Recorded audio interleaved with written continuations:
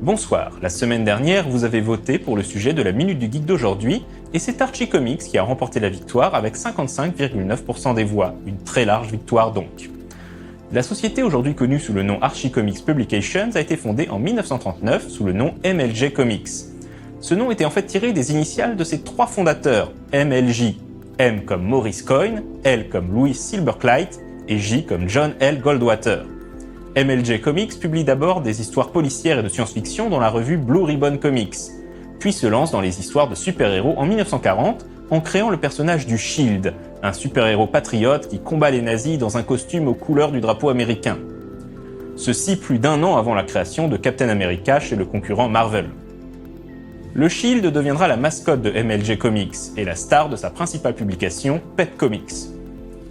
Mais John L. Goldwater trouve dommage que les comics de manière générale ne mettent en scène que des surhommes. Il souhaite au contraire créer un personnage normal, un héros ordinaire qui vivrait des aventures ancrées dans la réalité, en mettant l'emphase sur l'humour et les bons sentiments plutôt que sur la violence. Il va s'inspirer d'une série de films de la MGM qui remporte alors un grand succès populaire aux États-Unis. Ces films mettent en scène Andy Hardy, un adolescent interprété par Mickey Rooney, à qui il arrive toutes sortes d'aventures dans une petite ville fictionnelle aux airs de cartes postales. C'est gentillet, naïf et bon enfant, et c'est exactement le style d'histoire que recherche Goldwater. Goldwater crée donc un ersatz de Andy Hardy nommé Archibald Andrews, alias Archie, qui vit dans la petite ville de Riverdale. Goldwater confie alors au scénariste Vic Bloom et au dessinateur Bob Montana le soin de développer un univers autour de ce personnage. Au départ, le comics ne met en scène que 3 personnages principaux, Archie lui-même, son meilleur ami Jughead Jones et Betty Cooper. Archie et Betty se tournent autour sans jamais conclure, évidemment, c'est les années 40, donc tout ça reste très chaste. Le comics Archie fait ses débuts dans le numéro 22 de Pep Comics. Avec ses histoires légères et drôles, la série est d'abord appréciée du public, mais sans plus.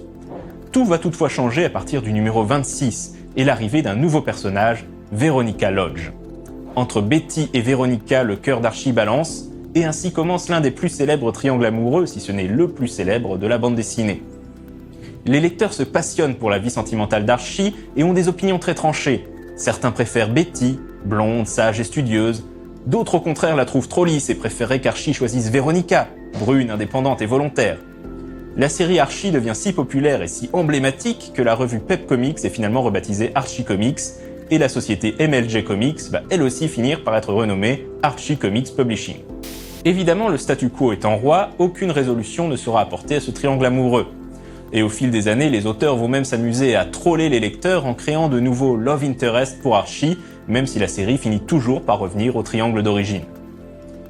Les aventures d'Archie vont également connaître de nombreux spin-offs, comme par exemple la série Life with Archie, plus sérieuse, qui se déroule quelques années après le comics d'origine lorsque les personnages sont devenus de jeunes adultes.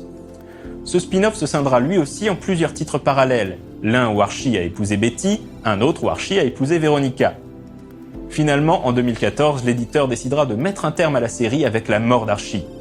Mais c'était évidemment pour mieux rebooter l'univers d'Archie pour une nouvelle génération, un New Riverdale scénarisé par Mark Waid. Les aventures d'Archie ont été adaptées en feuilleton radio, en dessin animé et en téléfilm. Plus récemment, son univers a également été adapté en série télé sous le nom Riverdale, mais cette adaptation possède un ton beaucoup plus sombre et mature que le comics.